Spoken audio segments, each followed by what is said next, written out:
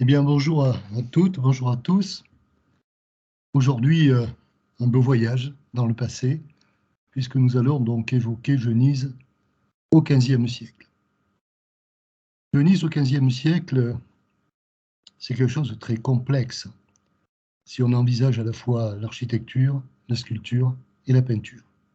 En ce qui me concerne, je me suis consacré au paysage urbain. Pourquoi? Eh bien, parce que lorsqu'on va à Venise, cette cité est tellement homogène qu'on la ressent globalement. Et cette émotion que l'on a, finalement, nous empêche souvent de voir son évolution et comment les différentes périodes se sont inscrites dans ce paysage. En même temps, je voudrais signaler que nous aborderons donc aujourd'hui la sculpture et l'architecture. Peut-être une autre fois, nous envisagerons la peinture, qui est par ailleurs beaucoup plus connue que ne l'est l'architecture et surtout la sculpture.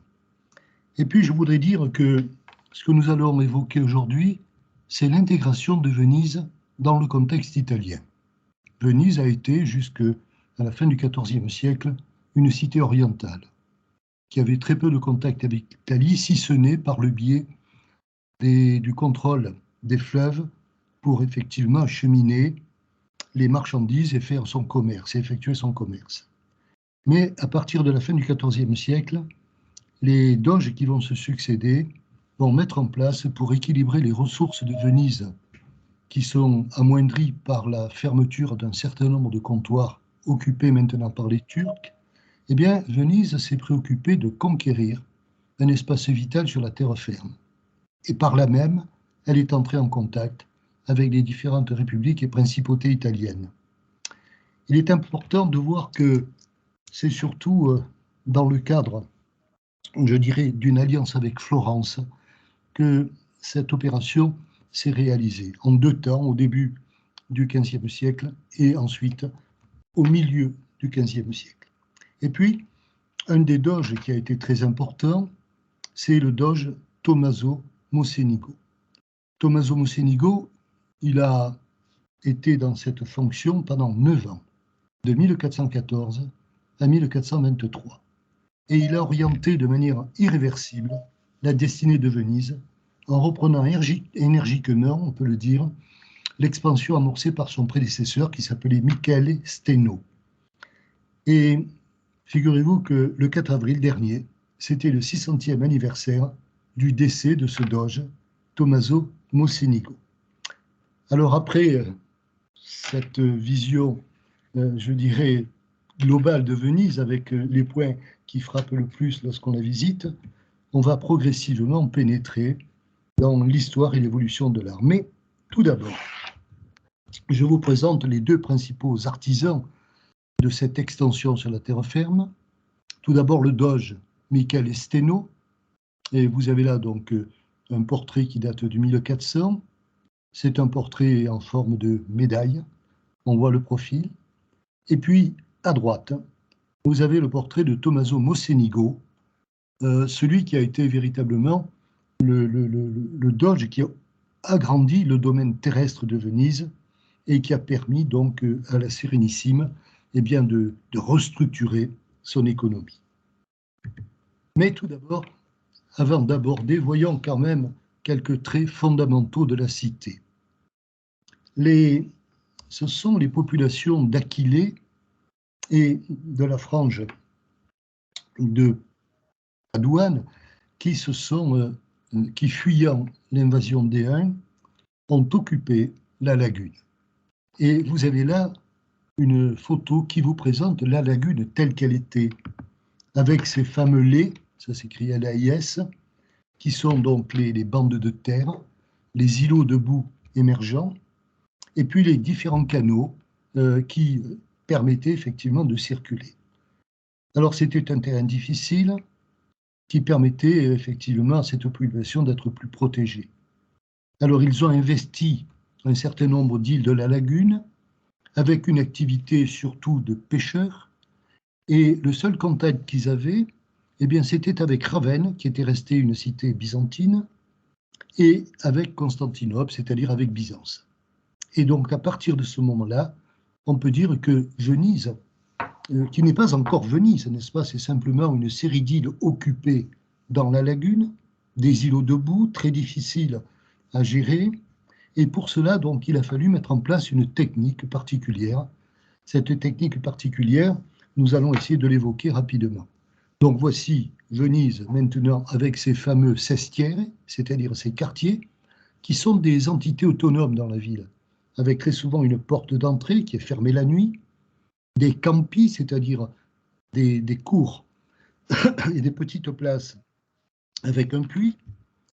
Et on va construire comment? Eh bien, on va construire sur des pieux.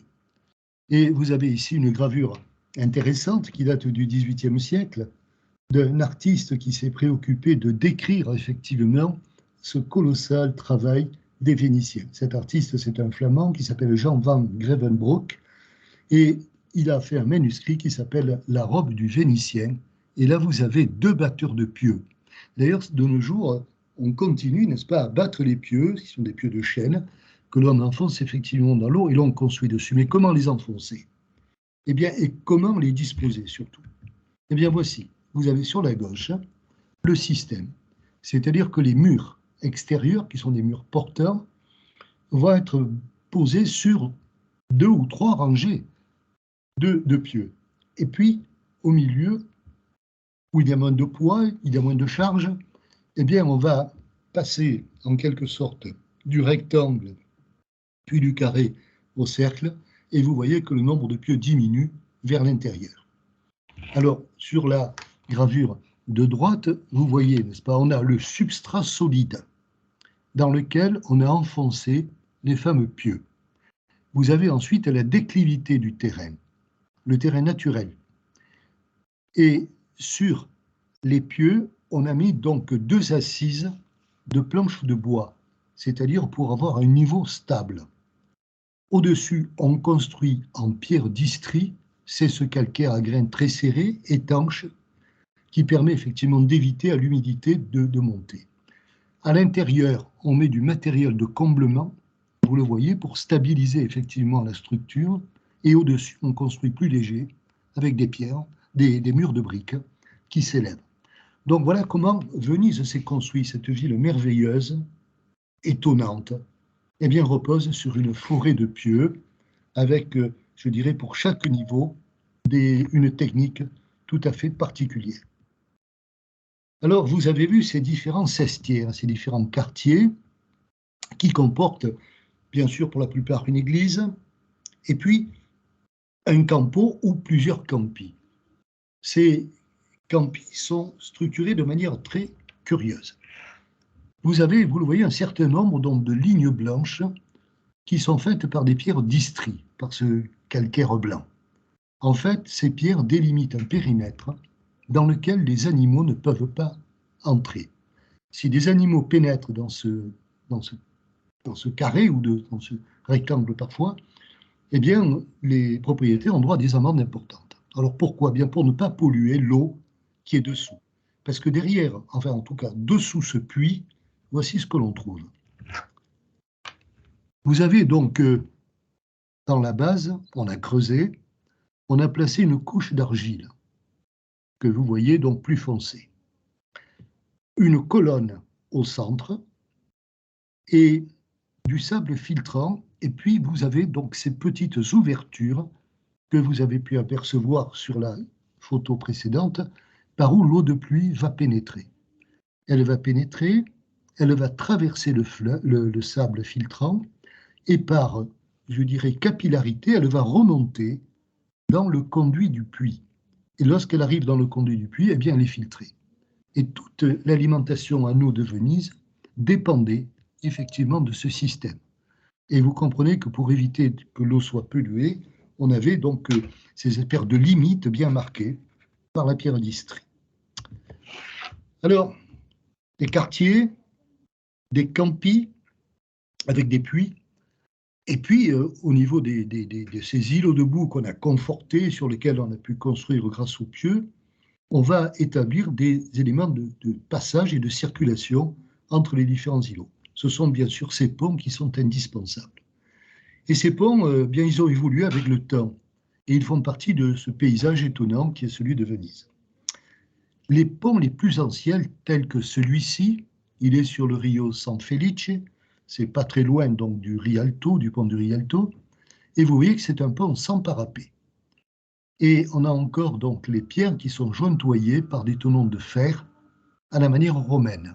Lorsque vous verrez des ponts romains, si vous faites attention, vous verrez qu'ils sont effectivement donc ajustés, les pierres sont ajustées, elles sont tenues par ces crampons de fer. Donc les ponts les plus anciens, eh bien voici un modèle de ce pont. Donc, mais le plus beau ne se trouve pas à Venise même. Il se trouve sur une île qui faisait partie au départ donc, de ces îles occupées, c'est Torcello, et ce pont est d'une très grande qualité au niveau esthétique, et on l'appelle d'ailleurs, il est tellement fin, le pont du diable, comme très souvent lorsqu'on a des ouvrages exceptionnels, on les attribue aux malins. Voici ce fameux Ponte del Diavolo qui traverse le canal Maggiore à Torcello, et il est du XVe siècle. Mais c'est exactement le même modèle que le pont sur le Rio San Felice. Quelques autres ponts. Voici le pont della Paglia. Pourquoi? Bien parce que c'est là que les cargaisons de paille arrivaient donc sur les bateaux, et ça a donné le nom au pont. Très souvent, les ponts portent le nom de l'activité la plus proche. Donc là, le pont est della Paglia, le pont de la paille, qui est un pont du XIVe siècle. C'est un pont gothique, et vous le voyez notamment avec ses colonnettes et cette rampe en gradin qui est tout à fait caractéristique. Un autre pont, beaucoup plus célèbre, n'est-ce pas, c'est le pont du Rialto. Rialto, ça veut dire la rive haute, n'est-ce pas, rive halte. Et ce pont, tel que vous le voyez à droite, il a été construit après un concours qui a été remporté en 1524 par un architecte, Antonio, mais qui est devenu célèbre, et il a pris le nom ensuite d'Antonio dal Ponte, Antonio du Pont. Mais il ne sera construit qu'en 1588. Alors il a remplacé, c'est un pont marché, hein, c'est-à-dire on avait là donc des boutiques et les gens passaient, pouvaient acheter, pont marché dès l'origine. Et à côté, vous avez donc tel qu'il était, avant sa reconstruction, c'était un pont de bois, avec au centre un pont-levis qui permettait aux navires de passer, et c'est un détail d'un tableau de Vittorio Carpaccio qui évoque le miracle de la relique de la croix au pont du Rialto, un tableau de 1494. Mais là, vous avez qu'un détail qui vous montre effectivement le système de ce pont de bois. Un autre pont, et comme ça, vous aurez vu quasiment la plupart des formes qui marquent ce paysage vénitien. Ce pont s'appelle le Ponte delle Guglie. Les gouliers, ce sont les flèches. Et si vous regardez bien, vous avez effectivement, nous on appelle ça des pyramidions, ou des obélisques, qui se trouvent donc à chaque départ du pont, n'est-ce pas, à chaque départ du tablier. Donc ce pont porte le nom effectivement de son décor. Alors c'est un pont qui a été reconstruit en pierre. À l'origine, il y avait un pont de bois en 1580. Et c'est un pont qui était important puisqu'il faisait le lien entre le ghetto et le quartier de Canareggio. Enfin, des ponts très originaux comme celui-ci, qui est de la période baroque, 1688, c'est le pont des Trois Arches, et l'architecte, c'est Andrea Tirali. Puis, bien sûr, ce pont fermé, c'est le pont des Soupirs entre le Palais des Doges et les prisons, et qui fait partie, je dirais, des paysages emblématiques de la cité. Donc c'est un pont qui a été construit au début du XVIIe siècle, en 1600. Il a été construit très rapidement, 1600-1602. Un autre pont, plus simple, que l'on appelle le pont delle Tette. Les Tette, en vénitien, ce sont les saints. Alors pourquoi on l'appelait comme ça? Parce que, regardez, sur la droite, vous avez donc une maison à l'arrivée du pont. Bien, cette maison à l'origine, c'était une maison de tolérance. Et ces dames se mettaient à la fenêtre en montrant leur poitrine avantageuse. D'où le nom du pont. D'ailleurs, sur un autre Rio, vous avez un autre pont avec, vous le voyez, une balustrade en fer qui date donc du 19e siècle. Ce pont s'appelle le pont du Formager. Le Formager, c'est le fromager. Évidemment, à côté de ce pont, on vendait du fromage, d'où le nom du pont. Enfin, le dernier pont que j'ai choisi de vous présenter pour vous situer un peu, je dirais, le décor et les structures de la cité, c'est le pont de l'Académie. L'Académie, c'est l'ancien couvent, mais qui est devenu le grand musée. C'est un pont entièrement en bois. Un magnifique ouvrage qui date de 1933. Et ce pont en bois présente une des plus belles vues sur le Grand Canal, aussi bien en aval qu'en amont. Donc, voici, grosso modo, je dirais, dans le cadre dans lequel nous allons essayer de discerner l'évolution architecturale et sculpturale. Alors, tout d'abord, je vous ai parlé de la lagune, parce que Venise, en fait, n'apparaît en tant que Venise qu'en 810. Il y a eu donc une rivalité entre les Carolingiens, qui convoitaient la lagune, et les Byzantins. Et cette rivalité a amené les populations de la lagune à faire des choix. Certains ont choisi les Carolingiens, c'est-à-dire Charlemagne à l'époque, les autres ont choisi Byzance, et finalement ce sont les néo-grecs, c'est-à-dire ceux qui ont choisi Byzance, qui vont l'emporter.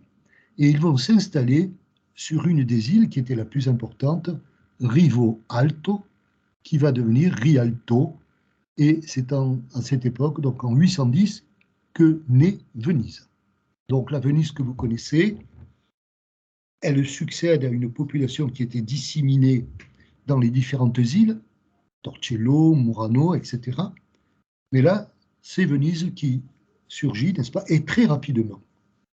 Cette Venise qui a un lien très étroit, je dirais un cordon ombilical avec Byzance, eh bien va d'une part se développer politiquement, elle met en place sa structure avec le fameux duc, le doge, et puis surtout, elle va se donner un support spirituel qui confortera la ville dans sa destinée. En 828, rappelez-vous, fondation 810, en 828, deux marchands de la lagune qui sont à Alexandrie, eh bien, ils vont dérober, mais l'histoire locale nous dit qu'on les a suppliés d'emporter les reliques, n'est-ce pas, les reliques de qui? De Saint-Marc. Les reliques de Saint-Marc, et ces deux marchands vont ramener à Venise donc les reliques de Saint-Marc, qui va devenir le nouveau patron de la ville. Et cette assise spirituelle, eh bien, vient au bon moment conforter l'indépendance politique de Venise. Et à partir de là, Venise va développer une politique extrêmement avisée, obtenant des privilèges commerciaux avec l'Empire byzantin, et sa sensibilité et sa culture artistique seront vraiment marquées par ses rapports avec Byzance. Par exemple, je vais un peu trop vite. Donc pendant une période jusqu'à la fin du XIe siècle, Venise est l'interlocuteur, je dirais, privilégié de Byzance. Elle dispose de nombreux comptoirs en mer Noire, en Méditerranée, mais progressivement, Byzance va octroyer les mêmes avantages à d'autres cités qui se sont développées, notamment Amalfi, Gênes, et les Vénitiens vont en prendre ombrage, parce que maintenant, ils sont concurrencés sur ces produits précieux qui arrivent d'Orient, et ils vont saisir une opportunité pour effectivement se venger de Byzance. À la fin du XIe siècle, du XIe siècle, on décide une nouvelle croisade pour reconquérir Jérusalem. Donc les seigneurs vont se réunir, si ma mémoire est bonne, ils se réunissent à Reims, les seigneurs occidentaux, n'est-ce pas? Et ils décident de mettre en place une croisade. Mais pour aller à Byzance, il faut des bateaux. Et ils vont s'adresser à la République de Venise en commandant un grand nombre de bateaux. Alors les marchands avisés de Venise et la Sérénissime va bien sûr faire un contrat où le nombre de badauds décidé devra être payé même si le nombre des croisés ne correspond pas à cette commande. Mais les croisés sont sur deux, tous les seigneurs qui sont là, n'est-ce pas, se sont engagés, et pourtant, ils seront bien moins que prévu. Ce qui fait que Venise a construit des vaisseaux et demande à être payé. Mais les croisés ne peuvent pas payer, n'est-ce pas, ces vaisseaux. Alors Venise, en échange, demande que l'on prenne Constantinople, c'est-à-dire Byzance. Et en 1204, eh bien, des chrétiens, sur ces grands navires vénitiens, vont piller Byzance. Et je vous ai mis là un tableau de Eugène Delacroix qui présente l'entrée des croisés dans Constantinople. C'est un tableau de 1840, mais le sac de Constantinople a eu lieu en 1204. Et les Vénitiens ont ramené énormément de trophées. D'abord, ils ont repris les comptoirs et ils ont donc ramené également nombre de trésors, de pièces artistiques qui maintenant font partie, je dirais, de ce que nous trouvons à Venise. Tout d'abord, les fameux tétrarques. Tétrarques, c'est le gouvernement mis en place par Dioclétien au début du IVe siècle, fin 3e, début 4e siècle, où on avait donc l'Empire qui était réparti entre deux Augustes, un Auguste d'Orient, un Auguste d'Occident, secondé par deux Césars.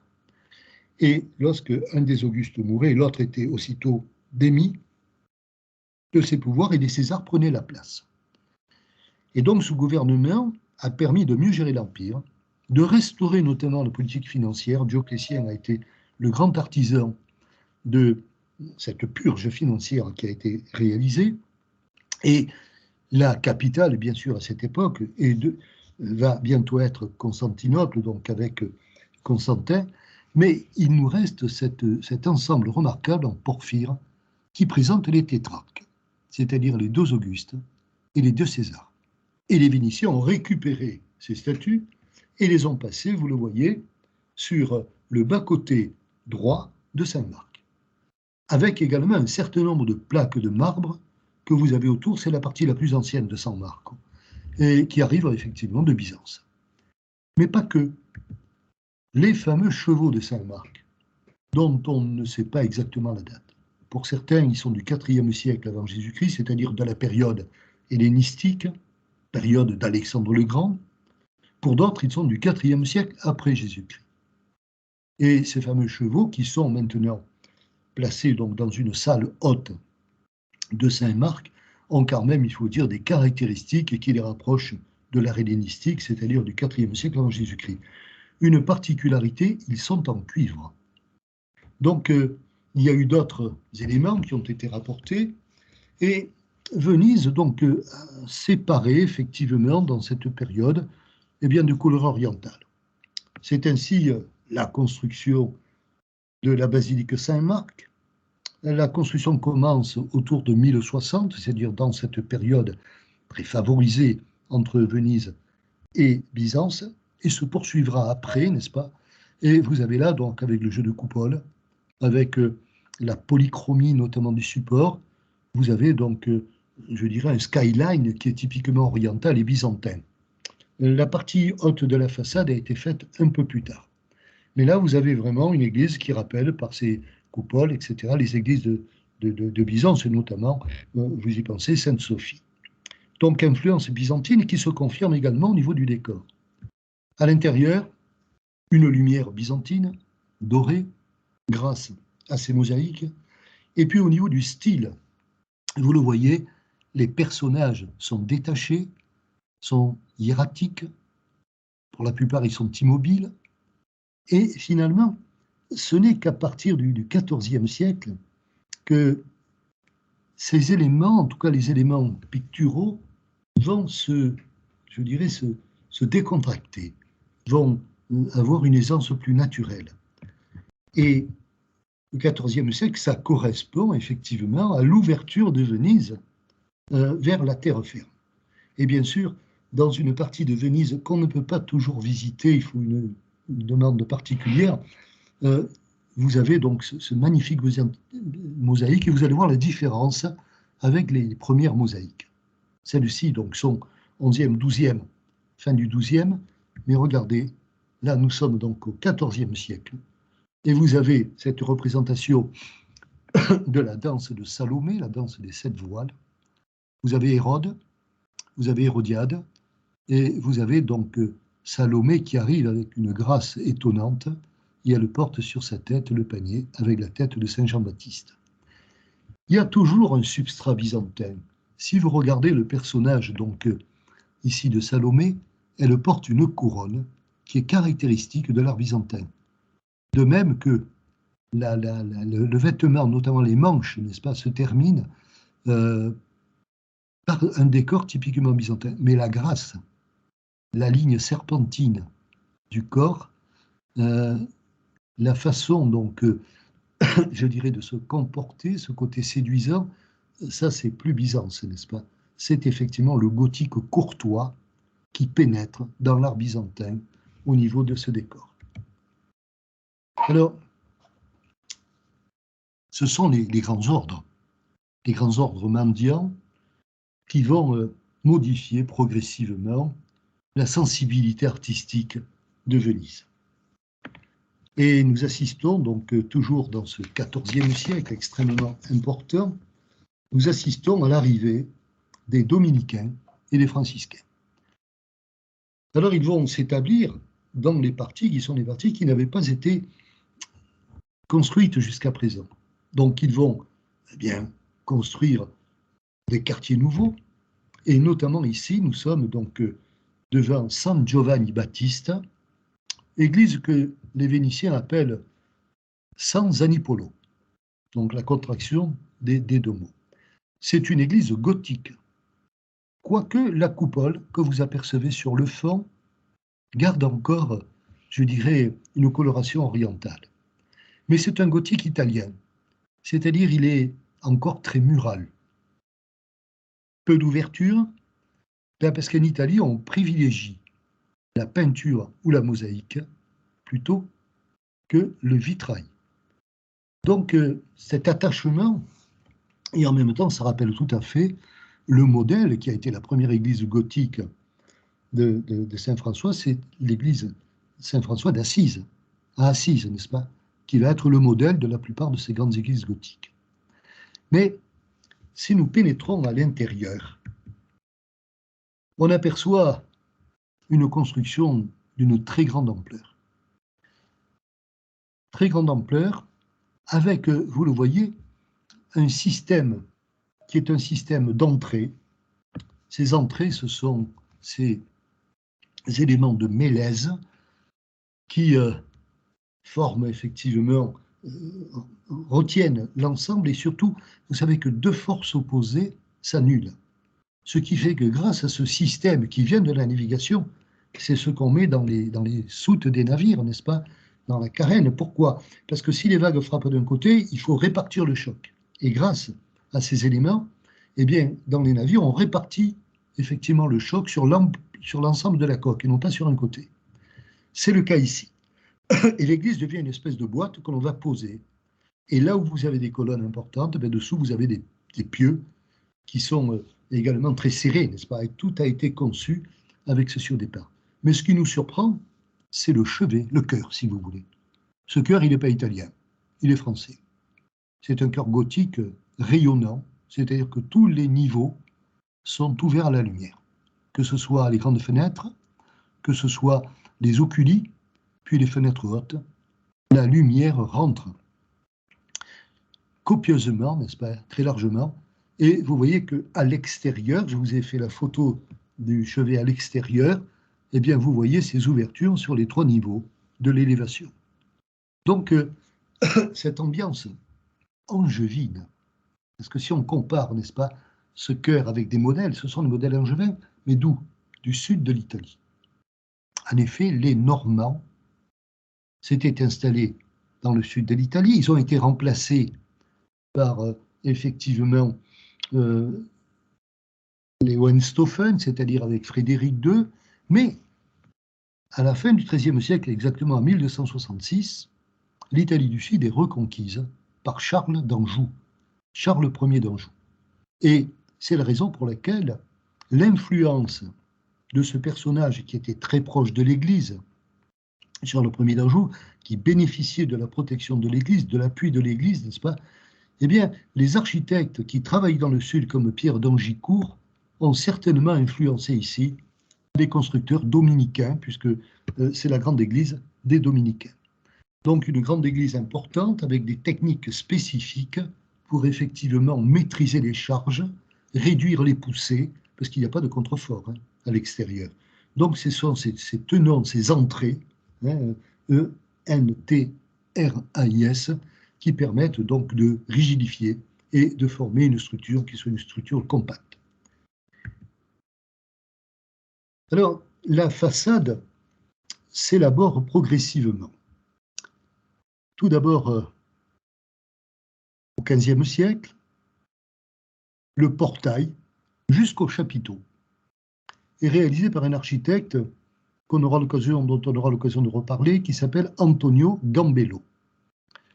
Et cette partie-là présente des chapiteaux qui sont des chapiteaux gothiques, n'est-ce pas? Ce ne sont pas des chapiteaux antiquisants. Ce sont des chapiteaux qui présentent comme des porte-manteaux, ces boules, n'est-ce pas, végétales, qui sont représentées. Et également les petites colonnettes torsadées en marbre rose d'Istrie qui les accompagnent. Mais le plus intéressant, c'est de voir un autre architecte va intervenir pour modifier, n'est-ce pas? Il s'appelle Scipione Bon. Il s'appelle Domenico Fiorentino. Domenico Fiorentino, il va faire la fameuse frise. Mais quand on s'appelle Domenico Fiorentino, on n'est pas natif de Venise, n'est-ce pas? Il arrive, bien sûr, de Florence. Et ce qu'il va faire, c'est la fameuse frise de feuillage qui se trouve dans les ébrasements de la lunette au-dessus, qui est très curieuse d'ailleurs, parce que par sa forme, elle poursuit les colonnes, enfin les deux colonnes qui cantonnent le portail, en épousant la forme d'un arc brisé. Donc, vous avez là un vocabulaire de la Renaissance sur des structures gothiques. C'est-à-dire que cette première greffe de l'art de la Renaissance s'opère par le vocabulaire et pas par la syntaxe. C'est très intéressant de noter, n'est-ce pas, ce particularisme. Il s'est adapté avec, je dirais, un trait de génie, et ça en fait donc un élément singulier dans l'histoire donc du développement de la Renaissance. Donc, je vous rappelle son nom, Domenico Fiorentino, et il est aidé par Maître Lucio. Donc, tout ceci se termine 1462-1464. Et j'avais noté donc dans les notes que j'ai, n'est-ce pas, passage singulier du gothique à la Renaissance.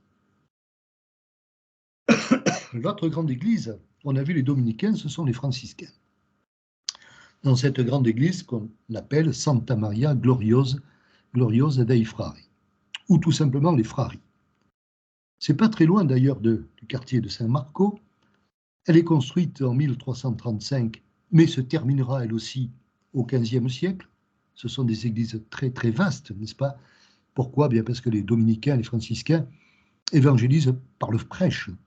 Donc c'est la parole qui est importante et l'assistance doit avoir un accès direct, d'où, je dirais, les supports qui sont parfaitement calculés pour qu'on ait un grand espace. Et on va retrouver les mêmes techniques.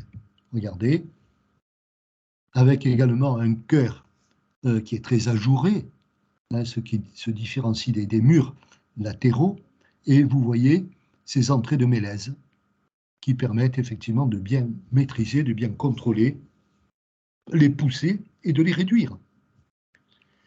Et puis à côté, vous avez un très beau campanile. Alors, quand on se promène dans Venise, je dirais qu'il est aussi marquant dans le paysage que le campanile de Saint-Marc. Il est très beau, il est très haut. Ce campanile qui est réalisé en 1396 avec une petite influence lombarde, c'est-à-dire ces éléments de marbre ou de pierre d'Istrie sur les briques. Et l'architecte s'appelle Séléga, S-C-E-L-E-G-A. Séléga, donc, qui a réalisé ce campanile des Frari. Mais si nous avons vu comment dans les édifices religieux, progressivement, une apparition de la Renaissance très circonstanciée, n'est-ce pas, uniquement au niveau des Frari, voyons maintenant, donc dans la première moitié, n'est-ce pas, du XVe siècle, voyons maintenant dans les édifices civils. Eh bien, tout comme l'était San Marco, les premiers édifices civils sont marqués par l'influence orientale. Ce que vous voyez, c'est le Fondaco dei Turchi.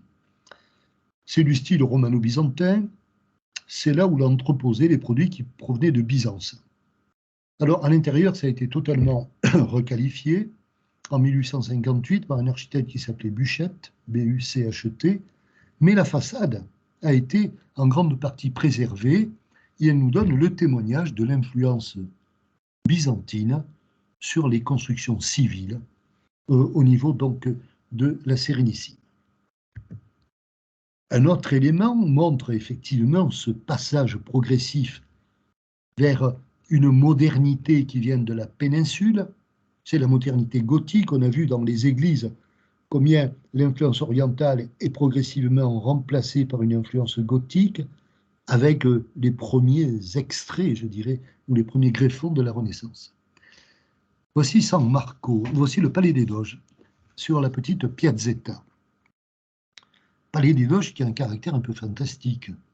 Si vous le regardez, on a le sentiment que les pleins sont portés par les vides, ce qui donne un caractère très singulier à cette architecture. Ensuite, il y a une espèce de jeu de quadrillage qui allège de toute façon la partie supérieure. Mais les merlons sont des merlons très orientaux au-dessus. Donc un palais des Doges qui est construit à la fin du XIVe siècle, cette période, et qui est gothique, mais avec encore quelques petits accents qui sont des accents orientaux. Mais ce qui caractérise ce palais des Doges, n'est-ce pas, ce sont les éléments du gothique flamboyant. Éléments du gothique flamboyant qui sont évidents avec un balcon que vous apercevez d'ailleurs, ce balcon, on va se rapprocher, balcon qui date de 1404, c'est-à-dire du tout début du XVe siècle. Les architectes Pier Paolo et Jacobel d'Alemasegne. Alors, vous avez d'un côté le fameux balcon flamboyant. J'espère que vous arrivez à lire hein, les petites inscriptions que j'ai mises. Donc, c'est caractéristique du gothique flamboyant. Tout à fait, n'est-ce pas? Et puis, l'élément encore plus virtuose, mais il a été fait un peu plus tard, regardez, 1404, le balcon de Pier Paolo et Jacobel d'Alemasegne, mais à côté, 34 ans plus tard, vous avez cette fameuse porte de la Carta, parce que c'est là où l'on faisait entrer effectivement donc, les cartons, les papiers, les parchemins. Donc, ça a donné le nom à la porte. Et là, vous avez donc un travail ajouré, avec dans la partie supérieure un arc lancéolé, tout à fait surprenant, caractéristique de ce qu'on va faire à Venise, n'est-ce pas? Et puis pour le reste, c'est un travail d'une très grande délicatesse. Alors, ce sont des architectes que nous aurons l'occasion de revoir, n'est-ce pas, Giovanni et Bartolomé Bon, et si vous regardez bien, aucun élément ici de la Renaissance. Et la porte se termine en 1443. Donc ce XVe siècle, dans une première partie, affirme le passage du style romano-byzantin au style gothique. Et un style gothique qui va vers le gothique international, c'est-à-dire le plus virtuose, celui qui sculpte la pierre comme on sculpte le bois, mais en même temps, il est accompagné par un art courtois. Et si vous allez à Venise, je vous recommande de regarder les chapiteaux du Palais des Doges. Voici, ce sont des photos donc, que j'ai prises d'ailleurs à Venise, et vous voyez l'expression de la chevalerie et de l'art courtois. Donc nous sommes vraiment entrés là dans la culture, qui est la culture donc gothique de la péninsule, mais je dirais que même au-delà, n'est-ce pas, de la partie occidentale et du gothique, de la sculpture gothique que l'on trouve aussi bien en France qu'en Allemagne, et avec un très beau mouvement, n'est-ce pas, au niveau des feuilles d'acanthe qui s'enroulent, n'est-ce pas, suivant l'attitude des personnages. Mais continuons. Voilà. Hommage au métier, hommage au sculpteur. Un sculpteur qui semble issu du XIIIe siècle français, de l'époque de Saint-Louis, avec des détails qui sont des détails d'une grande véracité. Regardez notamment les chaussures, n'est-ce pas? On voit que nous sommes l'été et elles sont bien aérées. De même, l'expression, c'est l'expression de l'humanisme médiéval. Il y a un côté lumineux dans l'expression. Et l'élégance, avec effectivement cette châtelaine ainsi représentée, qui montre encore dans la partie supérieure, dans sa coiffe, une influence byzantine très légère. Alors c'est une châtelaine médiévale, gothique, caractéristique, mais dans le vêtement, il y a encore un petit accent, qui est un petit accent oriental.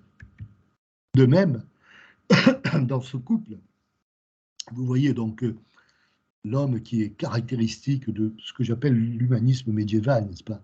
C'est-à-dire ces visages rayonnants, d'une période de sûreté. L'Europe connaît, après le XIIe siècle et cette première moitié du XIIIe siècle, donc une grande expansion, et Venise connaît une expansion, n'est-ce pas? C'est la période où Venise est au sommet de sa gloire, et ça se voit dans sa sculpture. Et à côté, vous avez donc cette femme avec ce sourire caractéristique, ce sourire gothique, et sa coiffure, encore une fois, garde la marque de l'Orient, c'est-à-dire de Byzance. C'est encore, elle a un diadème qui est un diadème byzantin, tout à fait étonnant. Donc il y a quand même, je dirais, un substrat byzantin qui demeure dans ses réalisations.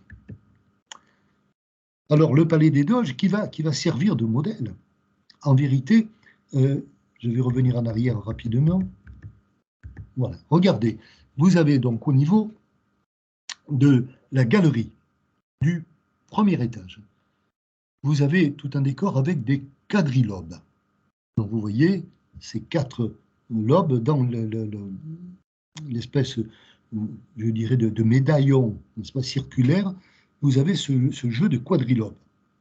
Et avec l'arc qui est dessous, l'arc lancéolé, hein, qui a la forme de pointe de lance.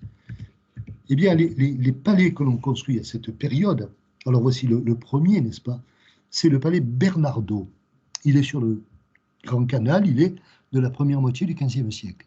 Et si vous regardez, eh bien, on a repris l'élévation du palais des Doges, notamment au niveau de l'étage noble, qui n'est pas le premier étage, mais le second, pour des raisons, vous le comprenez, d'humidité et de vue, n'est-ce pas? Et puis pour alléger aussi la structure. Donc, modèle issu du palais des Doges, qui marque donc et qui affirme, je dirais, l'emprise gothique dans cette période. Donc, le palais Bernardo, suivi par un autre palais important, c'est le palais Pisani-Moretta. Et ce palais Pisani-Moretta, eh bien là, sur 2 niveaux, reprend les éléments quadrilobés du Grand Palais et avec ses arcs entrelacés au début, qui sont effectivement très orientaux. Donc vous voyez un gothique qui reste, je dirais, entaché de quelques souvenirs, et qui sont des souvenirs de la Byzance, de la Venise, je dirais, byzantine, en quelque sorte. Donc le palais Pisani-Moretta, mais tout ceci va éclater dans ce qui est la plus belle demeure gothique de Venise, c'est la Ca d'Oro. Hein, je vous dis, le palais, la demeure à Venise, c'est la Ca.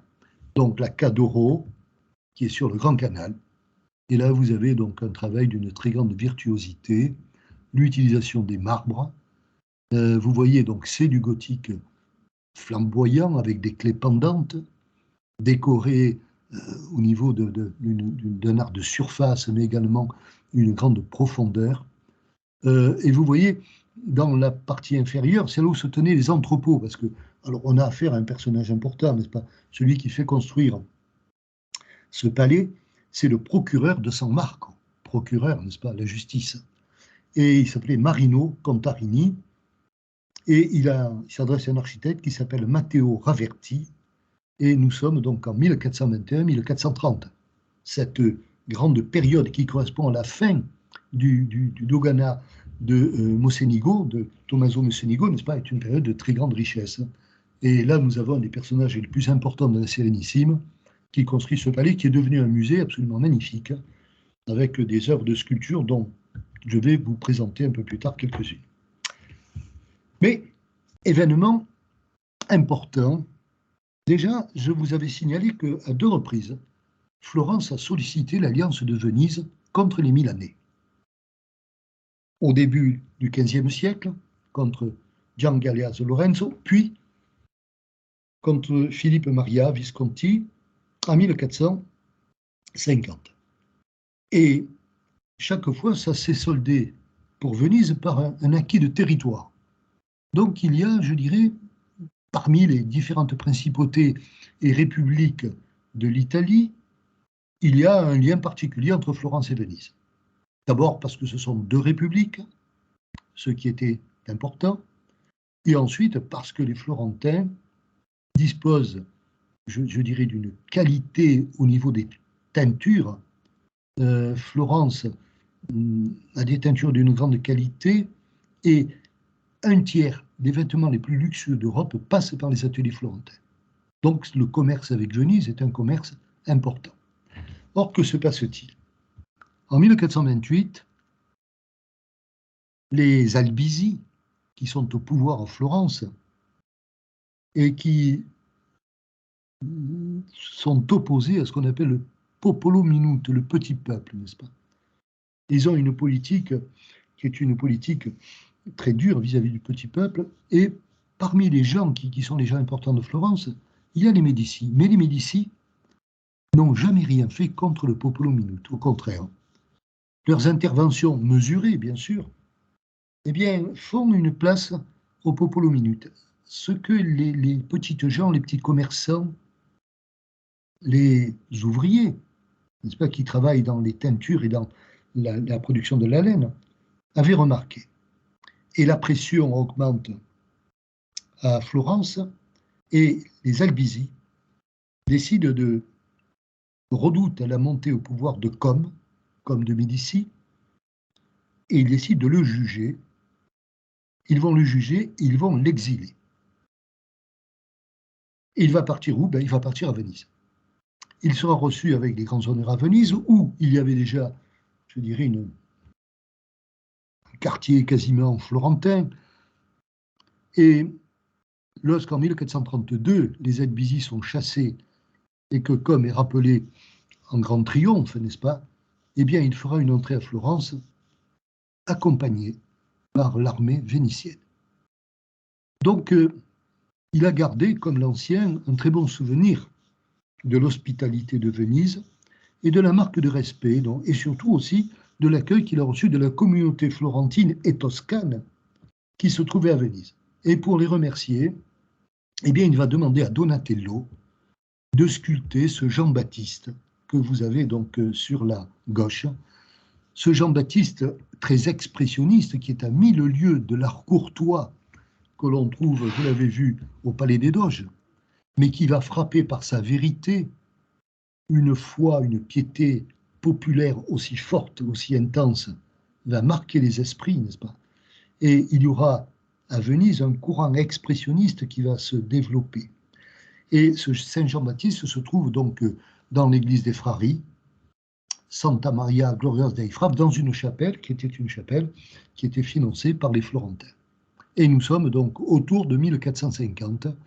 C'est la période où Donatello travaille à Padoue, et c'est de là qu'il fera donc ce Saint Jean-Baptiste tout à fait étonnant, qui préfigure, alors là je vous l'ai mis pour, je dirais, pour montrer l'évolution, qui préfigure 4 ans plus tard la fameuse Madeleine qu'il va réaliser et qui se trouve donc, qui ne fait plus partie des vivants, qui ne fait pas encore partie des morts, mais elle est dans cette zone, n'est-ce pas, où la puissance spirituelle de la divinité est telle que l'esprit humain ne peut pas la concevoir, et eux qui sont habités, n'est-ce pas, par effectivement l'esprit divin, ben, c'est comme un tison. Et cette Marie-Madeleine se consume, vous le voyez, c'est tout à fait éprouvant lorsqu'on voit cette magnifique sculpture. Mais Donatello avait déjà commencé, n'est-ce pas, à travailler dans ses recherches dans ce sens avec le Saint Jean-Baptiste qui se trouve donc à Venise. Et vous voyez encore une fois l'apparition d'un élément de la Renaissance. Donatello, qui connaît une très grande notoriété dans ces années-là, n'est-ce pas? Et depuis d'ailleurs le début, depuis 1415 à peu près, Donatello est connu, n'est-ce pas? Il a fait 1415, il a fait le Saint-Georges. C'est la petite vignette que je vous ai mis à gauche, n'est-ce pas, de votre écran. Et l'art de la Renaissance va s'épanouir dans les tombeaux. Pourquoi? Ben parce que la Renaissance, c'est la reprise d'éléments de l'Antiquité. L'Antiquité, c'est le temps. Le temps, c'est l'immortalité. Et il y a une espèce de correspondance entre cette notion de la mort, de la résurrection pour l'éternité, et le souvenir de ces temps anciens. Une dignité du temps qui va très souvent, je dirais, qui va permettre l'élaboration des tombeaux. Alors, les premiers tombeaux que l'on fait à Venise, ils sont collés contre le mur, bien sûr, parce qu'il y a moins de pieux à l'intérieur de l'espace. Nous l'avons vu, n'est-ce pas? Donc, on ne peut pas avoir de grandes machines, c'est collé contre le mur. Mais il y avait un exemple à Florence.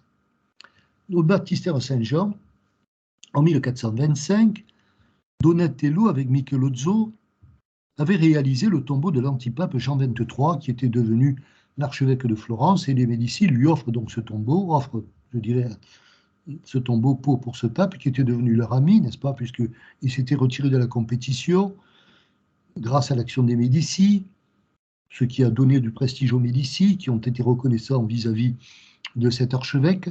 Et Donatello conçoit, alors c'est sur la droite, avec Michelozzo, 3 niveaux, sarcophage, le gisant, et au-dessus, donc, la Vierge à l'enfant. Le tout avec ce grand dé, n'est-ce pas, d'étoffe qui tombe, un dé de gloire, et qui l'entoure. Eh bien, le tombeau du doge, Tommaso Mocenigo, celui-là même dont on parle depuis le début, qui est mort le 4 avril 1423, n'est-ce pas, et dont on a fêté les 600 ans il y a peu de temps, eh bien, on fait appel à 2 Florentins, Pietro Lamberti et Giovanni di Martino da Fiesole. Fiesole, c'est juste à côté de Florence. Et ils vont donc venir à Venise et élaborer ce tombeau qui s'appuie sur le modèle, qui est le modèle donc de Donatello. Et notamment, il y a une citation. Si vous regardez au niveau des statues, n'est-ce pas, ces statues qui représentent effectivement, je dirais, les différentes vertus. Vous avez le dernier personnage à gauche. Regardez son attitude, son bras, son attitude. Il est inspiré directement du Saint-Georges de Donatello. C'est pour ça que je vous ai mis cette photo en vignette. Donc, les tombeaux, éléments importants, programme important de l'apport d'éléments de la Renaissance. Alors, les éléments de la Renaissance, vous les voyez, ici quand même mélangés encore avec des éléments gothiques, notamment les arcs au-dessus, mais vous avez les conques, n'est-ce pas, de coquillages, vous avez la statuaire, n'est-ce pas, qui est caractéristique déjà de la statuaire de la Renaissance, on le voit avec le Donatello. D'autres tombeaux vont suivre, n'est-ce pas, pas toujours par des Florentins, mais par des Lombards. Pietro Lombardo, on aura l'occasion d'en reparler, personnage important, qui sera aussi un très grand architecte à Venise. Mais Pietro Lombardo est arrivé en tant que sculpteur. Comme la plupart des Lombards, il avait travaillé à la Chartreuse de Pavie, et puis de là, il est allé à Florence, et de Florence, n'est-ce pas, il a vu le travail, effectivement, de gens comme Andrea del Verrocchio, Donatello, les Rossellino, et lorsqu'il arrive à Venise, eh bien, il dispose déjà d'un vocabulaire établi de la Renaissance. Et le tombeau qu'il réalise du doge Pasquale Malimpiero, dans l'église San Zanipolo, que je vous ai montré tout à l'heure, s'inspire effectivement de ces modèles florentins. On retrouve effectivement la grande tenture, le dé en tenture, n'est-ce pas, du type de Donatello, mais les arcs lancéolés, les arcs brisés, c'est terminé. Vocabulaire de la Renaissance, exclusivement, avec donc au-dessus, je dirais, le sarcophage et le gisant, comme les Rossellino l'ont fait à Santa Croce, dans l'église de Santa Croce, et donc des Lombards et des Florentins. Ce sont des gens de l'extérieur. Mais ça veut dire que Venise s'ouvre. Venise s'ouvre par sa politique de terre ferme, participe aux alliances de l'Italie et fait appel à des artistes qui viennent de Lombardie et qui viennent de Toscane. À côté, vous avez un petit monument commémoratif d'un personnage, Federico Corner, et c'est son monument. Et ce qui est intéressant, c'est bon, c'est le vocabulaire de la Renaissance, maintenant très décoratif, n'est-ce pas, que nous apercevons, mais surtout, je vous signale, parce que peu de gens le savent, que la peinture tout autour, qui mériterait d'être restaurée, d'ailleurs, je ne sais pas si elle n'a pas été restaurée, eh bien, c'est le jeune Mantegna qui a peint les grisailles avec ces jeux de médaillons d'empereurs anciens, n'est-ce pas, et ces petits candélabres sur le côté. Donc Mantegna, il vient d'où? Ben, Mantegna, il vient de Padoue. Padoue, c'est une conquête que Venise a pu faire, n'est-ce pas, en 1409. Donc Padoue qui est rentré maintenant dans le domaine vénitien. Vous voyez la série des tombeaux qui vraiment marque. Alors parfois, on a donc on n'est pas encore sorti tout à fait du gothique, n'est-ce pas? Par exemple, là vous avez un sculpteur d'une très grande qualité, Antonio Rizzo, une sculpture nerveuse, on le verra, n'est-ce pas? Eh bien, lui aussi est partagé encore entre, je dirais, la porte de la Renaissance et le substrat gothique. Il y a dans ce tombeau du doge Francesco Foscari, qui se trouve au Frari, il y a encore le mélange des deux. Le fronton est un fronton, vous le voyez, incurvé, caractéristique du monde gothique.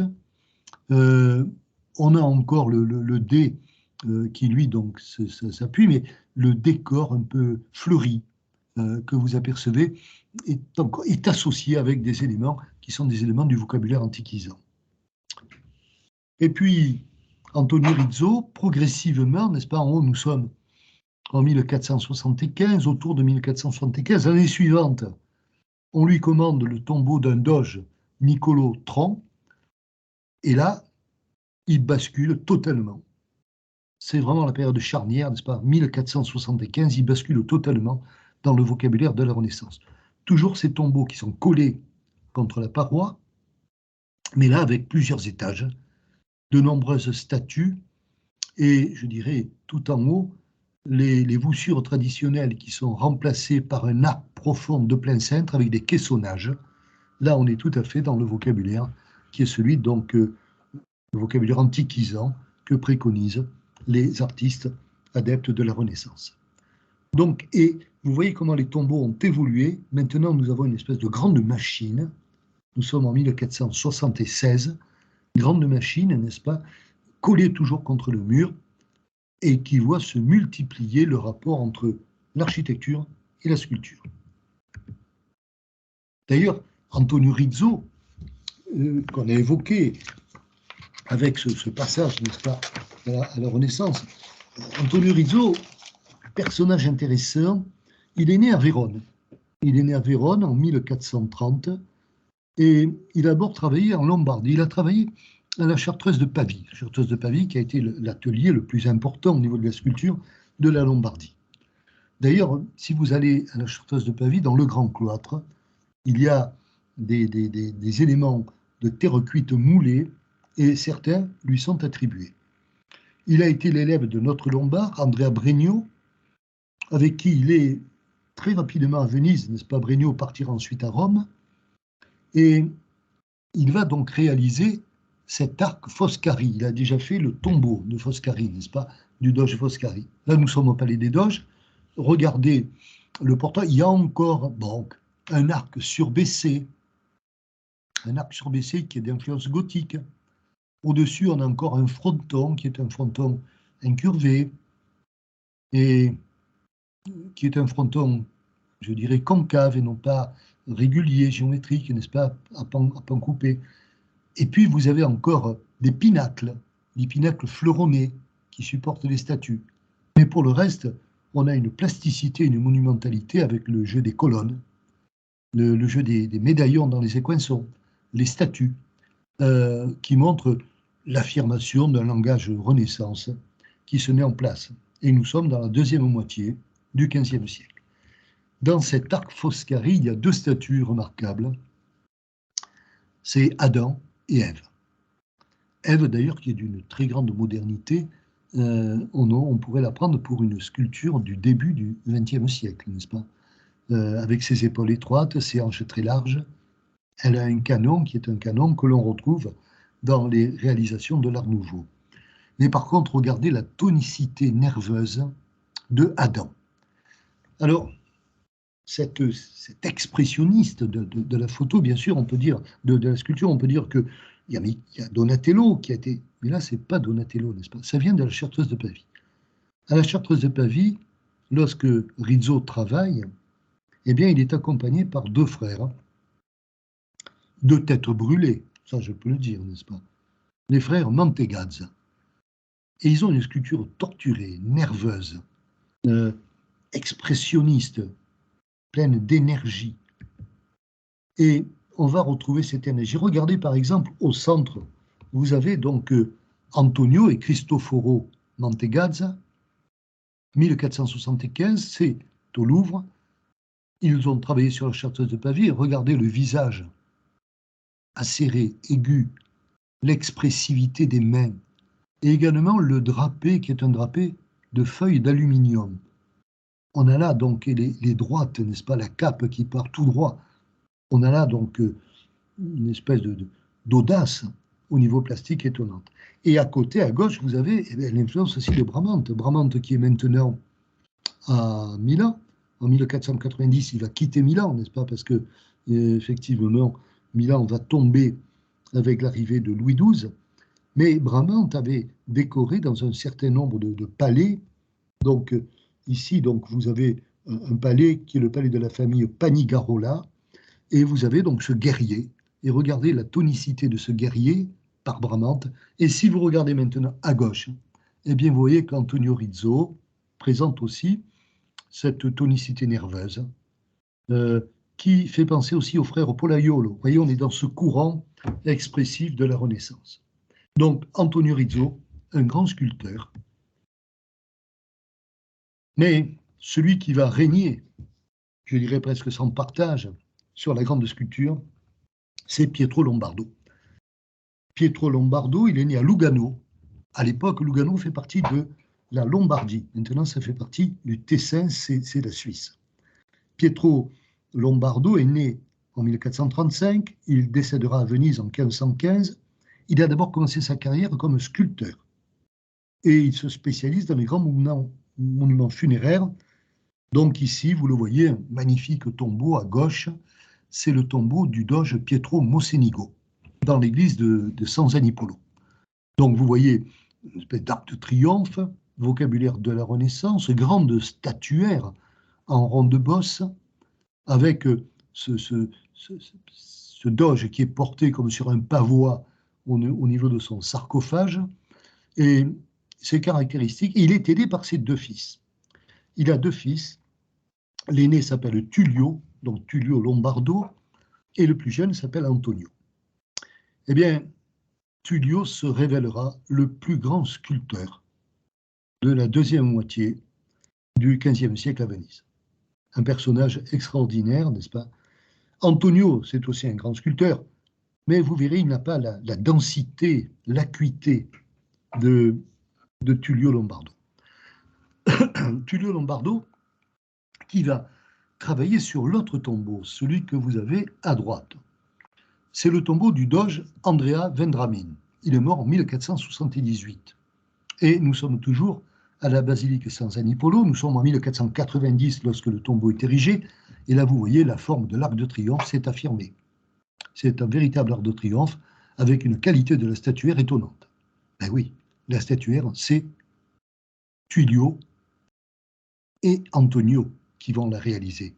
Pietro, finalement, élabore l'architecture. Il se spécialise progressivement vers l'architecture.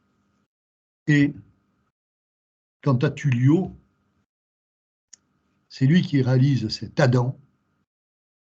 Alors la feuille de vigne a été rajoutée plus tard. Hein.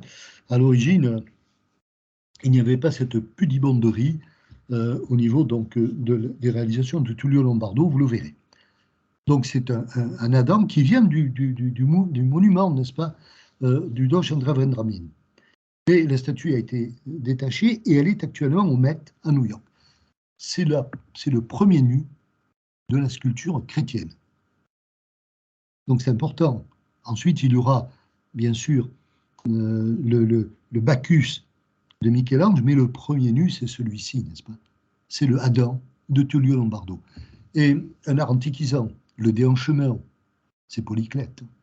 Et déjà, n'est-ce pas, on commence à connaître, et on a déjà sorti dans les collections pontificales, et surtout près de Padoue, n'est-ce pas, il y a une grande culture archéologique à Padoue, on aura l'occasion d'en parler, et là vous avez l'influence de Polyclète, et puis l'audace, l'avant-bras qui est détaché, n'est-ce pas, ses bras en porte-à-faux montrent effectivement l'audace et la technique, et pour le reste, n'est-ce pas, c'est d'une grande harmonie. Il fera sur le côté,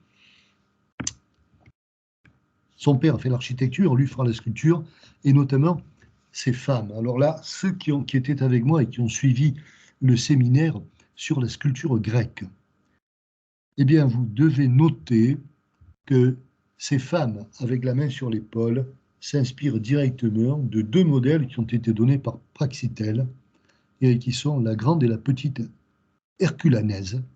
Et d'ailleurs, quand on a retrouvé cette attitude sera reprise, n'est-ce pas, au niveau des petites figurines qu'on a analysées ensemble, aussi des Tanagras. Donc là, vous avez une résonance antique, mais surtout hellénistique, dans le travail, effectivement, de Tullio Lombardo. Et puis, ce qui est étonnant, n'est-ce pas, c'est toujours Tullio Lombardo. À gauche, vous avez son autoportrait avec son épouse. Alors, quand je vous disais que là, il n'y a pas de pudibonderie, n'est-ce pas, c'est la beauté héroïque de l'Antiquité qu'il reprend ici, donc avec son épouse, autoportrait 1490, et à côté, un peu plus tard, il fera donc également ce couple qui est Bacchus et Ariane, avec, je dirais, une évocation antiquisante, mais une citation magnifique. La chevelure vient des dessins de Léonard de Vinci. Et également de Verrocchio, l'incrédulité de saint Thomas à Florence, n'est-ce pas, dans la maison des corporations. Je ne me souviens plus le nom, n'est-ce pas, mais vous avez ce travail, on dirait de l'eau qui serpente. Ce travail de la chevelure, c'est une citation de Léonard de Vinci. Et une sculpture absolument magnifique, d'une très grande qualité. Et ce chef-d'œuvre, d'ailleurs, de Tullio Lombardo, on va le retrouver dans un tombeau de Guidarello Guidarelli. Ce tombeau se trouve maintenant dans le musée de l'Académie des Beaux-Arts de Ravenne, et c'est un gisant absolument magnifique. La qualité expressive, les yeux enfoncés, le visage de la mort, mais qui garde une espèce de sérénité, malgré, donc, je dirais, ses yeux caverneux. C'est une magnifique sculpture. Grand chef-d'œuvre donc de Tullio Lombardo. De même, la basilique Saint-Antoine de Padoue, dans la chapelle de Saint-Antoine, il représente donc un des miracles de Saint-Antoine de Padoue, le miracle du cœur de l'avare. Et regardez les personnages. D'un côté, on a bien sûr, vous le voyez, l'ordre des Dominicains, avec Saint-Antoine qui est représenté, mais tous les autres personnages, on a l'impression de voir un bas-relief antique. Et en même temps, ce n'est pas une antiquité plagiée. Ils ont tous une qualité expressive, une qualité de la gestuelle, aucun déficit psychologique, n'est-ce pas, dans cette réalisation étonnante. Et puis il y a cette citation de cet enfant sur le côté qui lève la jambe, n'est-ce pas, vous le voyez, qui est à moitié dansant, et que l'on retrouve dans pas mal. Alors, son frère, Antonio, on en a un peu parlé. On a un peu parlé d'Antonio. Pietro, on l'a vu, c'est le père qui va progressivement aller vers l'architecture.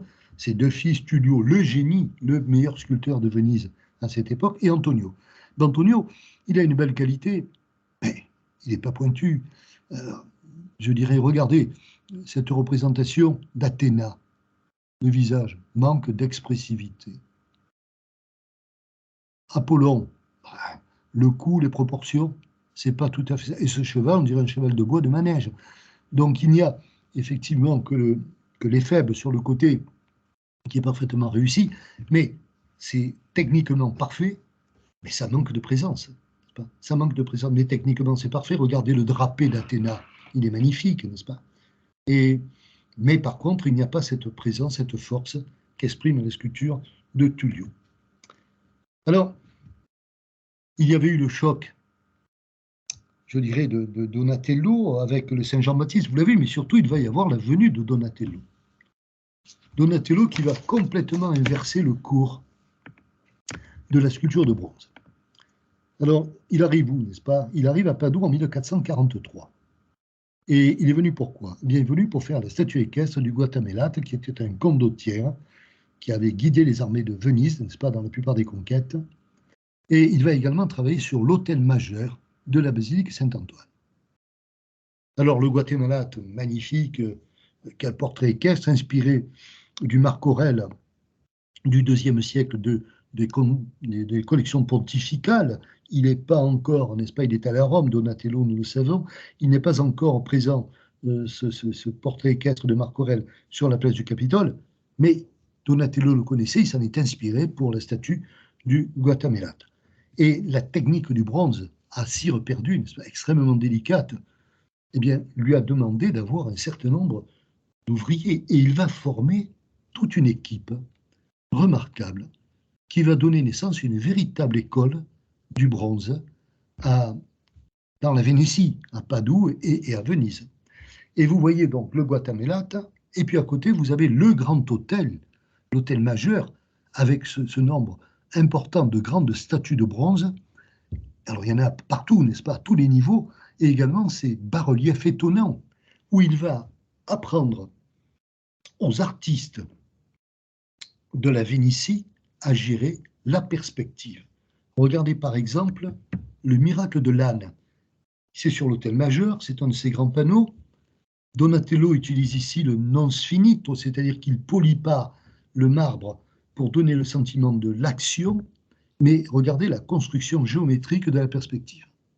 Et il y a là une véritable leçon que les artistes locaux vont faire leur, n'est-ce pas, cet apport de Donatello. Et puis il y a le second choc, c'est Verrocchio. Verrocchio qui va réaliser sur la place San Zanipolo, en 1481, la statue équestre de Bartolomé Colleoni, un autre condottiere dont sa fille a payé effectivement la sculpture. Beaucoup plus farouche, n'est-ce pas, plus autoritaire, presque belliqueux, cette statue par rapport à l'espèce de majesté impériale que développe la statue de Donatello. Donatello, je vais dire autorité impériale, Colleoni, n'est-ce pas, une espèce d'humeur guerrière qui se manifeste dans ce grand portrait équestre. Mais Donatello a formé des élèves, et notamment il travaille à Padoue avec un jeune garçon qui s'appelle Bartolomé Bellano. Bartolomé Bellano va devenir un assistant de Donatello, d'ailleurs qu'il suivra à Florence pour travailler à San Lorenzo sur les fameuses chaires, et puis il revient donc ici donc à Padoue et à Venise. Et là, il va commencer alors à produire des petites sculptures, n'est-ce pas? D'abord parce que ça coûte moins cher, ça se vend mieux, et comme il y a une élite humaniste qui s'est développée à Venise et dans le domaine vénitien, eh bien, il aura une nombreuse clientèle. Alors, il va créer des statues à la fois issues de la mythologie, du monde gréco-romain, mais aussi issues du monde chrétien. Et vous avez ici, en 1484, ce petit David qui réalise doré à l'or et qui était acheté par des collectionneurs. Mais vous voyez d'où vient l'influence. Il était à Florence avec Donatello et il a vu le fameux David de Donatello, dont il va reprendre les grandes lignes dans ce petit David. Alors, il y avait une clientèle importante, et surtout, il y avait Francesco Gonzague. Francesco Gonzague, qui est le mari de Isabelle d'Este, qui est le seigneur, n'est-ce pas, de Mantoue, et qui avait un cabinet, un studiolo, où il avait une quantité de petites sculptures qui étaient dorées ensuite à la feuille d'or, qui étaient en bronze, et qui ont été disséminées plus tard, n'est-ce pas? Et il y en a dans la plupart des musées, depuis l'Afrique Collection jusqu'au Louvre, en passant par le British Museum, en passant par pratiquement tous les musées, le Met à New York. Là, vous avez un David qui vient du Met de New York. Et Bartolomé Bellano, qui est encore un peu juvénile, n'est-ce pas? Regardez, le visage de ce David, n'est-ce pas, n'est pas très convaincant. Mais il va acquérir beaucoup d'autorité, n'est-ce pas? Et notamment lorsqu'il va terminer les plaques sur l'autel de la grande basilique Saint-Antoine de Padoue. Et vous voyez notamment ici cette évocation de Samson détruisant le temple de 1484. C'est étonnant. La leçon de Donatello a été parfaitement comprise et une grande école s'est maintenant mise en place autour de Bellano, qui à son tour eh bien, va former des élèves. Il y aura autour de Bellano, je dirais, une continuité. Et cette continuité, eh bien, elle apparaît avec un autre artiste qui a été son élève, qui s'appelle Andrea Briosco, mais il est surnommé Il Riccio, donc on l'appellera Il Riccio, et voici une œuvre qui est à Vérone, qui faisait aussi partie, n'est-ce pas, du domaine à cette époque-là vénitien. C'est le tombeau de Girolamo della Torre dans l'église San Fermo, et vous avez donc le travail sur le bronze qui représente d'une part la fortune et puis une scène de funérailles antiques avec un vocabulaire de la Renaissance très plastique et surtout ces incrustations de marbre qui sont caractéristiques de l'influence vénitienne et qui viennent de Byzance, n'est-ce pas? On suit encore ce même trajet. Il Riccio, qui est capable à la fois de faire des petites statuettes de bronze tout à fait remarquables.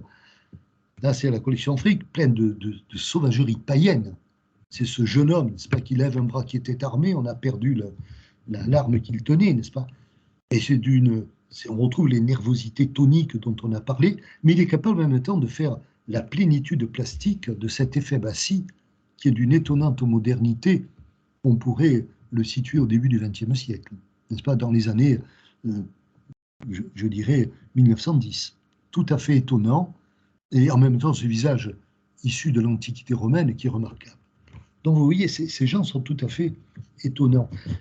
De même, Il Riccio va se spécialiser dans le mobilier liturgique, mais le grand mobilier.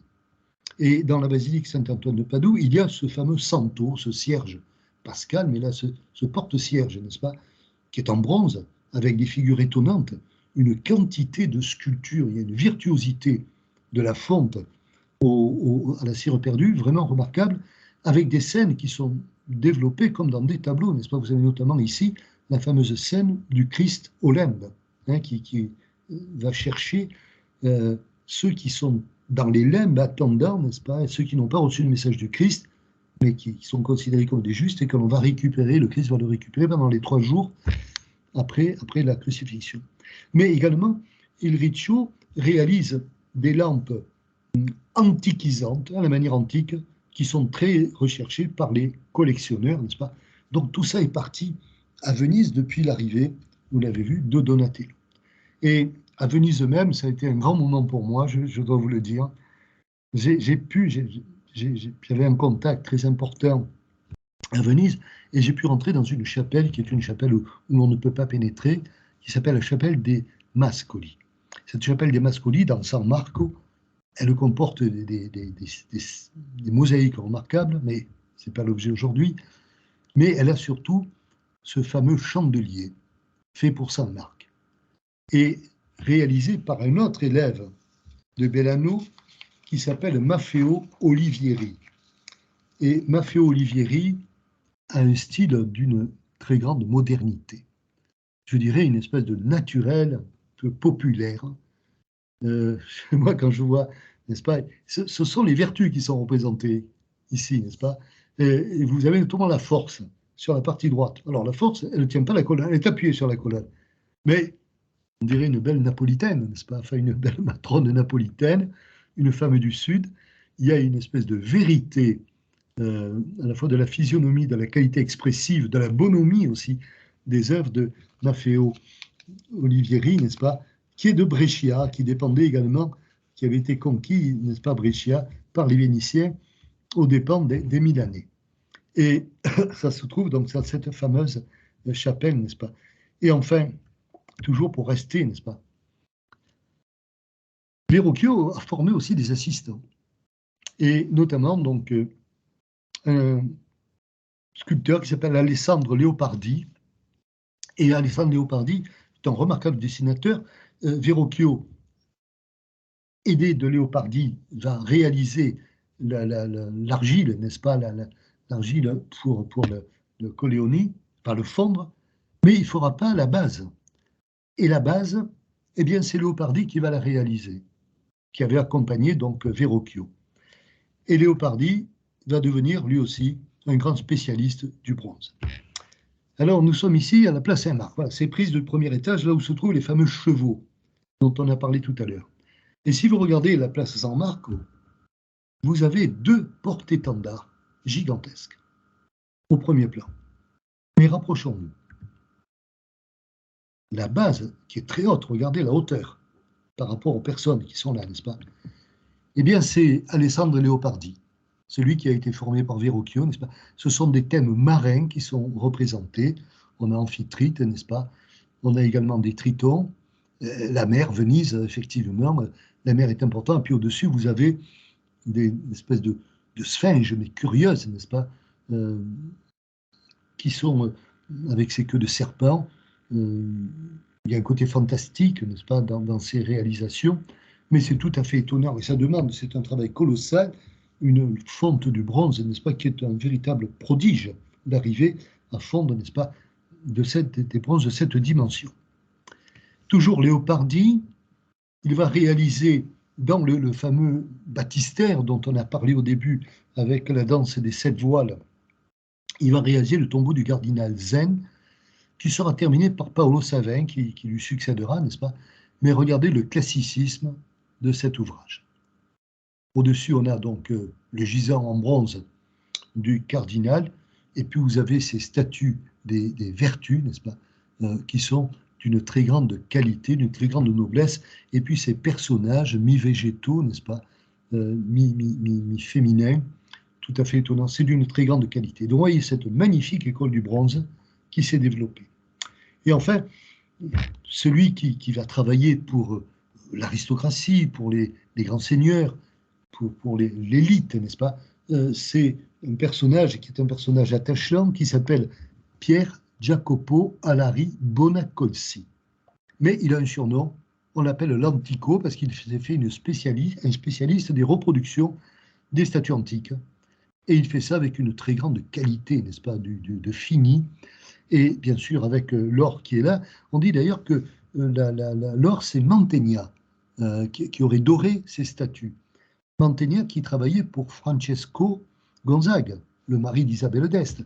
Eh bien, ici, ce sont des éléments de la collection de Francesco Gonzague qui ont été répartis, n'est-ce pas? Vous avez la copie de l'Apollon du Belvédère qui se trouve à la Cadoro. Vous avez un Hercule un peu vieillissant, n'est-ce pas, qui se trouve à la collection Frick.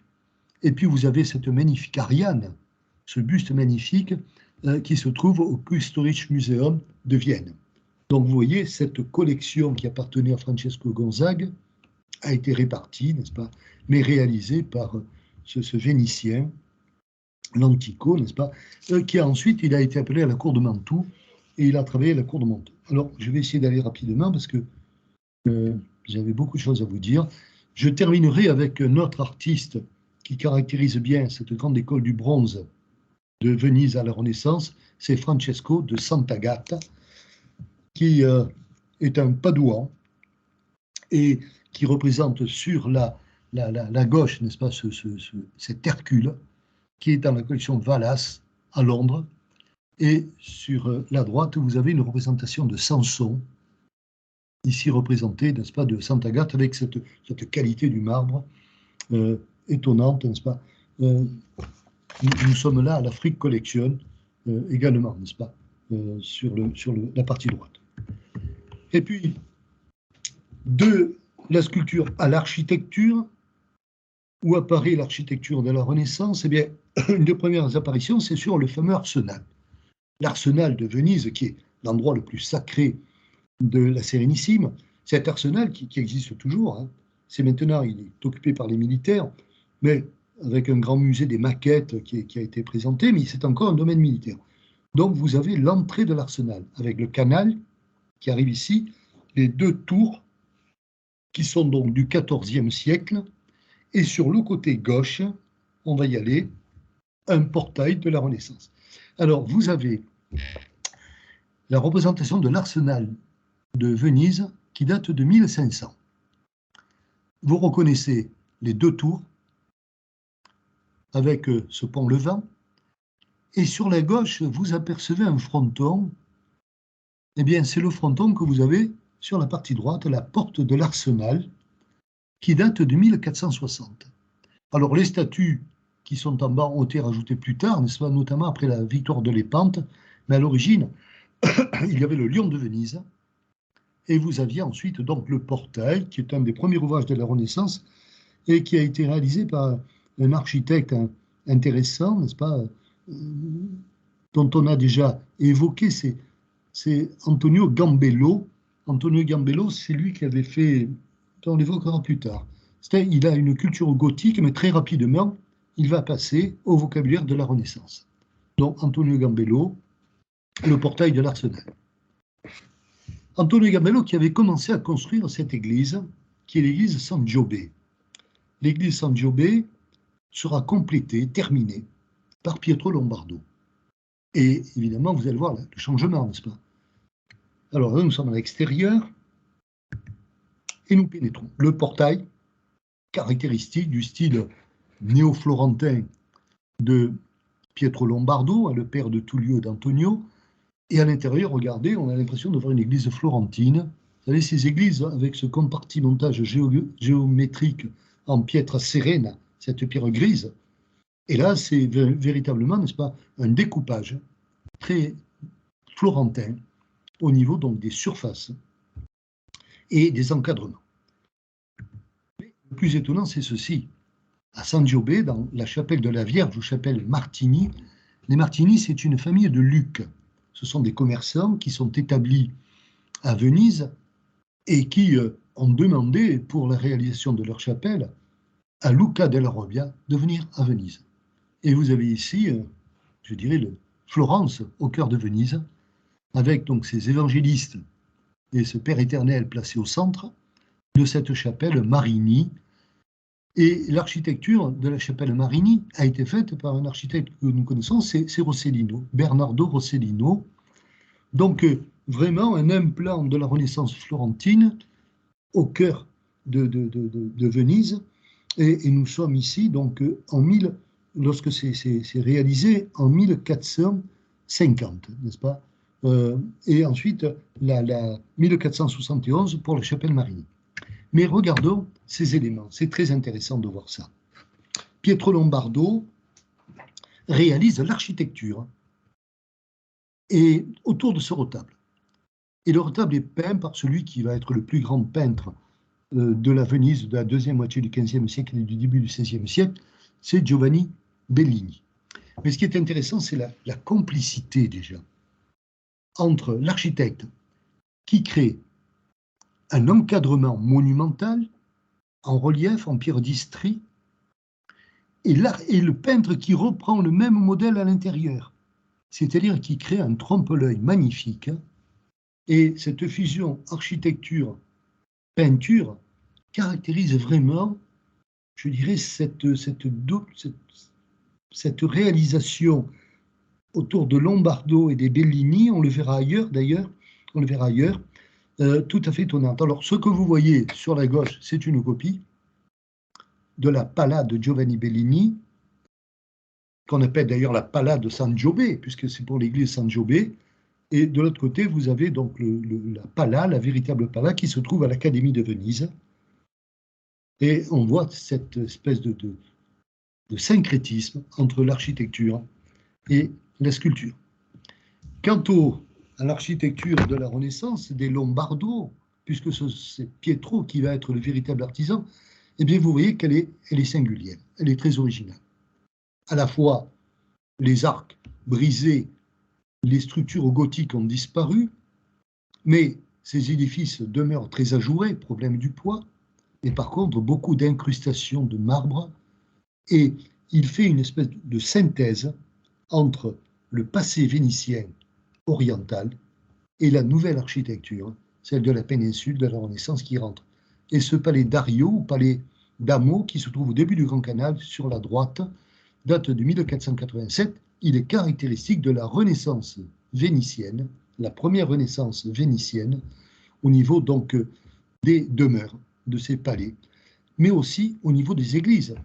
C'est le même Pietro Lombardo qui réalise l'église Santa Maria dei Miracoli. C'est une église absolument magnifique. Dans un endroit, elle est entourée par l'eau, un petit pont qui y mène. Ce sont ces endroits privilégiés de Venise. Vous retrouvez le jeu des incrustations, en même temps l'analyse, l'utilisation du marbre coloré, une petite sculpture à fleurs de marbre qui est réalisée par Tullio, son fils aîné. Et quand on pénètre dans cette magnifique église Santa Maria dei Miracoli, on a affaire à un éclairage encore byzantin. C'est la tribune du chœur est magnifique, et avec toujours ces incrustations. Et de l'extérieur, tout à l'heure, vous avez vu, n'est-ce pas, là nous sommes devant l'église. On fait le tour et regardez derrière. Vous avez donc ici une tourelle comme un minaret, des coupoles qui sont encore des coupoles byzantines, très intéressantes, et l'église date de 1489. Donc vous voyez ce rôle très particulier de Pietro Lombardo, qui va continuer dans le même sens, n'est-ce pas? Vous avez sur la droite ce qu'on appelle la Scuola Grande di San Marco. L'architecte Pietro Lombardo, les sculpteurs Tullio et Antonio. Tullio et Antonio Buora, c'est un autre sculpteur, n'est-ce pas? Alors que fait Pietro Lombardo? Ben, il fait les deux premiers niveaux. Voilà, les deux premiers niveaux, c'est lui. Il ne termine pas, n'est-ce pas? C'est un autre architecte qui va beaucoup compter dans Venise, qui s'appelle Mauro Coducci, qui va terminer et modifier totalement la vision de l'architecture par ce grand arc profond. Et c'est cantonné de deux arcs également très importants. Il recentre l'église sur le portail, alors qu'on avait une structure continue de la part de Pietro Lombardo. Et il apporte une plus grande plasticité. Mais ne pas oublier que Pietro Lombardo vient du nord de la Lombardie, n'est-ce pas? Il vient de Lugano. Et à Milan, il a vu les œuvres d'un certain Bramante, et notamment ces fausses perspectives architecturales qui sont absolument étonnantes. Alors regardez ici, vous avez en bas, au premier niveau, une sculpture de Tullio, ce fameux lion, et regardez, c'est la dimension du mur. On a l'impression qu'il y a 2 mètres de profondeur, n'est-ce pas? Non, il y a 40 cm. Et dans 40 cm, il fait une fausse perspective avec un caissonnage régulier et ce lion qui sort, n'est-ce pas? Donc un travail de maîtrise de la perspective architecturale accompli à l'intérieur. C'était un hôpital que cette Scuola Grande di San Marco. Eh bien, vous voyez l'emplacement pour pouvoir placer des lits, n'est-ce pas? Le souci de la lumière et la belle qualité de l'architecture avec ces stylobates de colonnes élevées, n'est-ce pas? Mais l'influence de Bramante dans le raccourci en haut de l'arc est étonnante. Voici ce qu'avait fait Bramante en 1477, c'est-à-dire avant, dans une église qui s'appelle Santa Maria Presso, c'est-à-dire à côté de Santo Satiro. Quand vous rentrez dans l'église, nous sommes sur la gauche, on a l'impression qu'on a un chœur qui fait à peu près 5 mètres. En réalité, ce chœur fait 60 cm. Et lorsqu'on se décale sur le côté, eh bien la voûte devient comme un accordéon. Et on voit la maîtrise de cette illusion au niveau de l'architecture et surtout je dirais, de la perspective architecturale, ça vient de Bramante, ça part de Milan, et on le retrouve à Venise, sur la Scuola Grande di San Marco. La maîtrise de cette architecture aérée, légère, on va la retrouver dans un certain nombre de programmes, notamment le programme de l'escalier. Nous sommes au Palazzo Contarini, que l'on va bientôt nommer Contarini dal Bovolo. Le Bovolo, c'est l'escargot, en raison effectivement de cet escalier hélicoïdal, mais pas tout à fait, n'est-ce pas? Regardez comme ça s'arrête en montant, et ça se rééquilibre et ça devient droit. Et on a ici une légèreté des structures qui rappelle les sculptures gothiques, mais c'est un vocabulaire de la Renaissance, accompagné par ces galeries, ces loggias sur le côté. C'est une magnifique réalisation qui date effectivement du XVe siècle. Nous sommes ici en 1499. L'architecte, c'est Giovanni Candi, qui était un architecte et un charpentier qui a travaillé donc à Venise dans ces années-là. Et regardez en haut de l'escalier ce qu'on trouve, une étoile, souvenir oriental, en haut de l'escalier hélicoïdal, toujours de Giovanni Candi, qui est charpentier aussi, ça se comprend, n'est-ce pas? Il n'a pas construit ici, je dirais, la base de la coupole, qui termine, n'est-ce pas, la tour, mais il a fait un ouvrage de charpenterie artistique, avec cette espèce d'onde étoilée de l'escalier. Je vais essayer d'aller vite. Je vous ai dit, Mario Cuducci est intervenu pour la première fois sur la grande Scuola di San Marco, à l'étage supérieur. Il a recadré l'édifice, il lui a donné une plus grande plasticité. Et le premier ouvrage qu'il va accomplir entièrement, c'est l'église de San Michele in Isola. C'est là où il y a le fameux cimetière, n'est-ce pas, où sont beaucoup de personnalités sont inhumées. Et vous avez là donc à la fois le baptistère d'un côté, et vous avez donc l'église. En fait, si l'on regarde le schéma de la façade, qui est propre à Cuducci, eh bien ça reprend le premier schéma qu'avait fait Léon Battista Alberti pour le Tempio Malatestiano, c'est-à-dire l'ancienne église de San Francesco de Rimini. Et regardez bien, vous avez donc ce jeu, ce n'est pas des volutes sur le côté, ce sont des demi-frontons qui sont répartis comme Alberti les avait conçus pour la façade de San Francesco. La façade de San Francesco qui n'a pas été terminée de ce fait, puisque ensuite Malateste a été vaincu par les Montefeltro et l'ouvrage est resté inachevé. Mais voici le style, effectivement, de Mauro Cuducci. Disparition des éléments décoratifs, il y a encore quelques je dirais, incrustations de couleurs, mais c'est une architecture qui est une architecture, je dirais, et à la même époque, peu de temps avant, il avait fait une autre église, toujours dans le domaine, n'est-ce pas, près de Bergame, qui appartenait à Venise. C'était l'église de San Giacomo da Cedrino, c'est la petite cité, et vous retrouvez le même schéma au niveau des frontons, et puis à l'intérieur, au niveau du cœur, n'est-ce pas, la Renaissance de Mauro Cuducci. Mauro Cuducci, qui avait suivi les chantiers florentins, notamment, il avait suivi Bernardo Rossellino à Pienza. Et vous allez voir, il en a gardé un souvenir. Mauro Cuducci va terminer cette église. Gambello avait fait le premier niveau en bas avec ses marbres rosés. Et voici, disparition des incrustations dans la partie supérieure, plasticité, profondeur des frontons, et puis ce même jeu de demi-frontons de chaque côté qui cantonne effectivement la partie supérieure.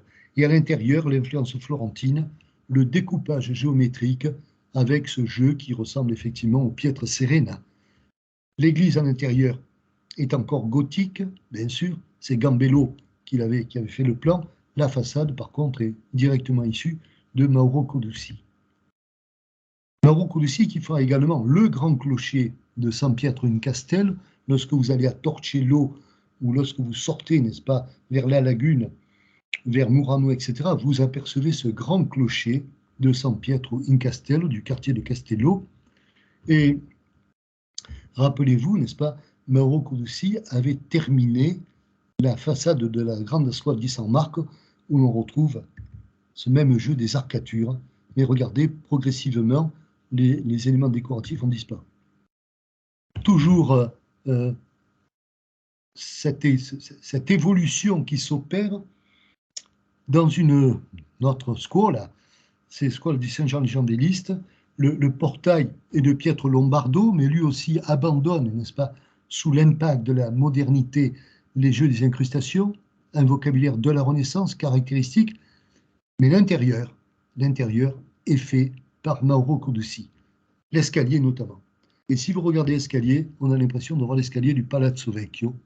Donc on a là aussi une influence typiquement florentine dans l'art de Conduci, mais ça va devenir le nouveau paysage de la deuxième phase de la Renaissance, après Pietro Lombardo, de la Renaissance à Venise.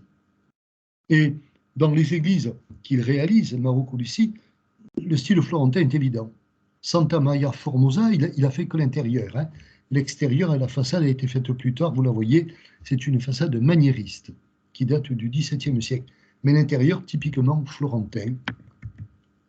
Une autre réalisation, Santa Maria Formosa, sur le canal, qui date donc, c'est la partie du canal, ça c'est la façade sur la place, ça c'est derrière de la façade sur le canal, avec ce catafalque tout à fait étonnant qui lui est Renaissance.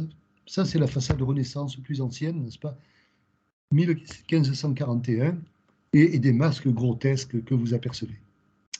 Une autre réalisation de Mauro Conduci, avec toujours le même type de façade, sont des églises de quartier, San Giovanni Crisostomo, et puis l'architecture civile.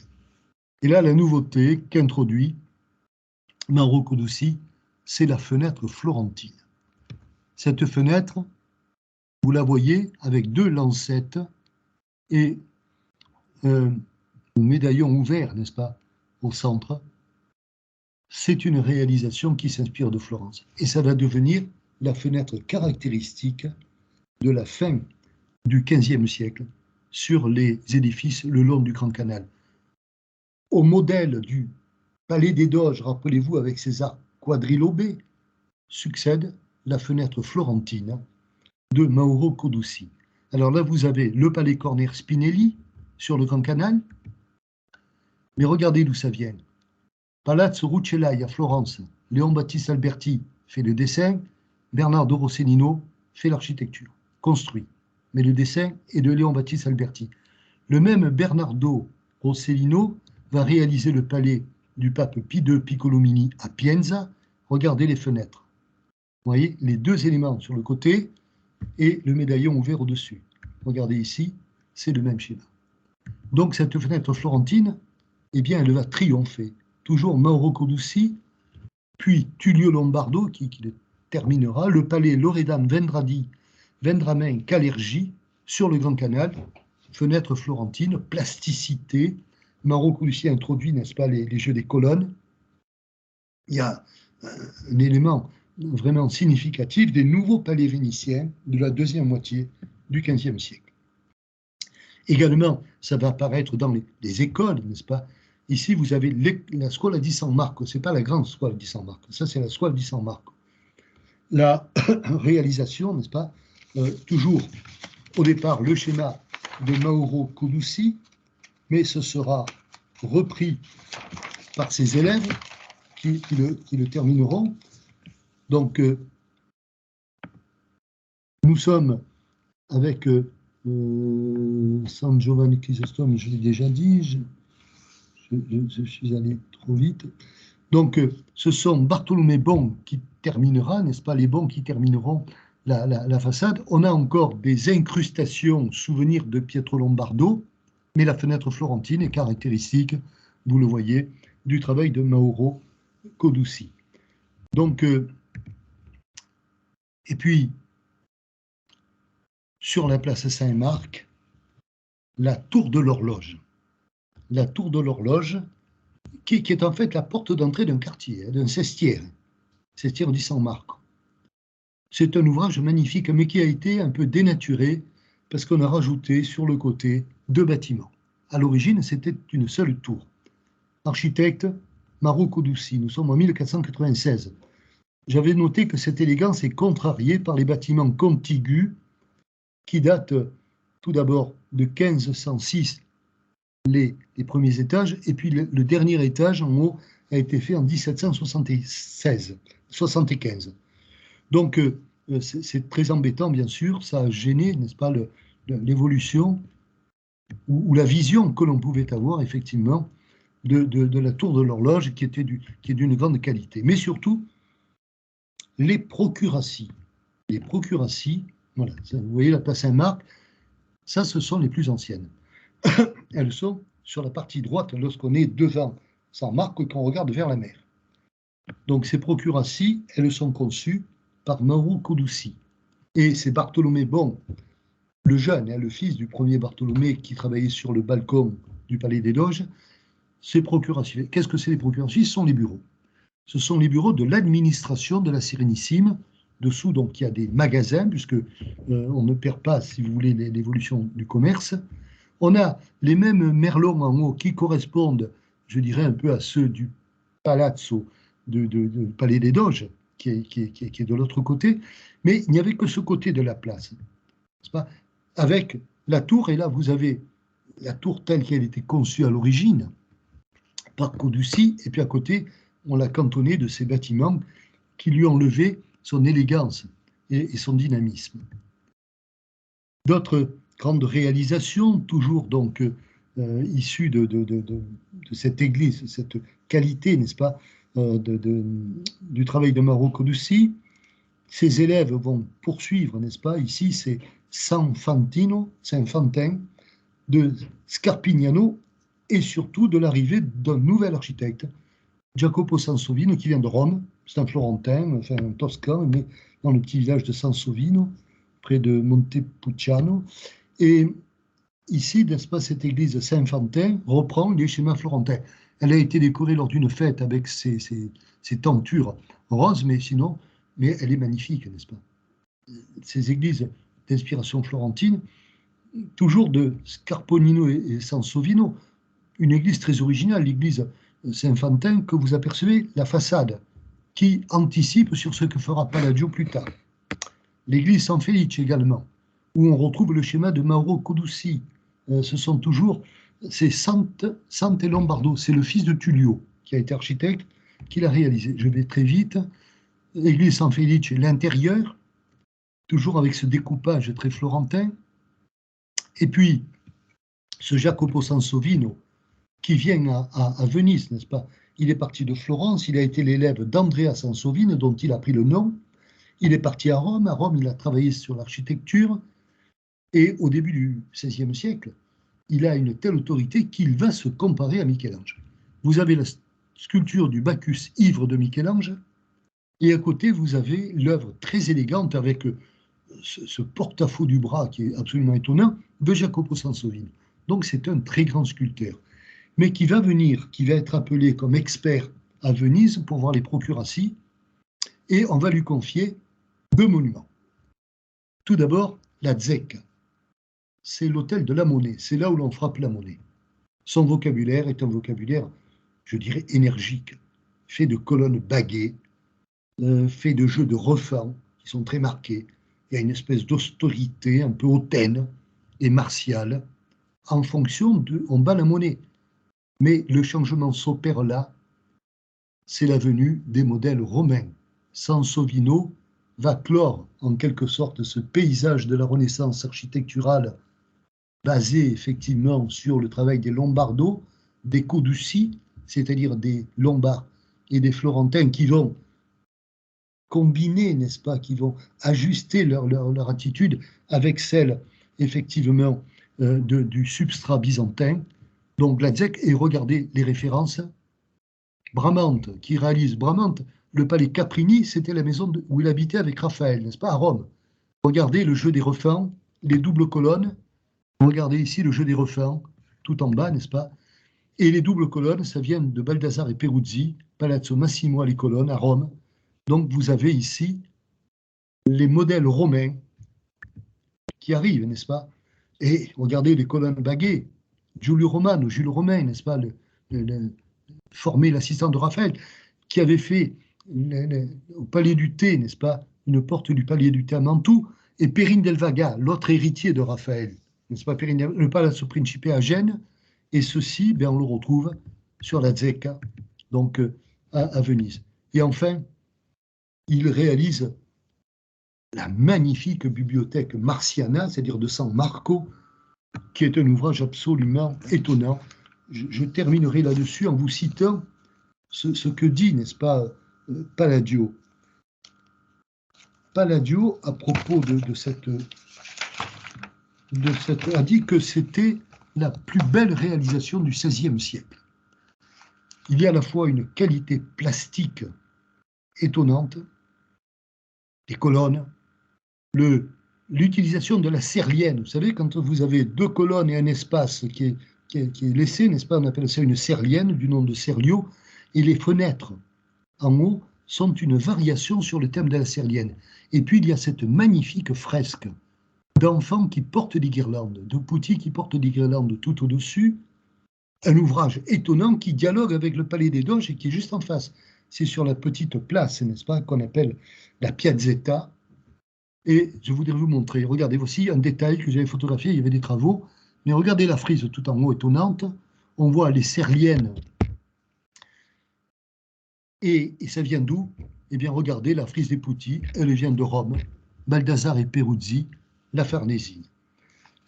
Nous arrivons ici aux limites de la Renaissance, je dirais, du XVe siècle. C'est une nouvelle page qui s'ouvre avec l'arrivée de Jacopo Sansovino. Cette page, n'est-ce pas, peut-être un jour nous l'aborderons, c'est le XVIe siècle, le grand siècle d'or de la peinture, mais aussi de l'architecture qui a été remarquablement préparée, ainsi que la sculpture, par ce XVe siècle à Venise. Voilà, je vous remercie de votre attention. J'ai été un peu long. Je pense qu'on a vu des choses qu'on ne voit pas souvent lorsqu'on va à Venise, n'est-ce pas, c'est-à-dire cette évolution. Venise, on la reçoit comme une pièce de théâtre en bloc, n'est-ce pas, c'est génial. Mais là, on est rentré au niveau des différentes scènes, n'est-ce pas, des différents jalons de son évolution. Voilà, merci de votre attention. Je vais signaler à Madame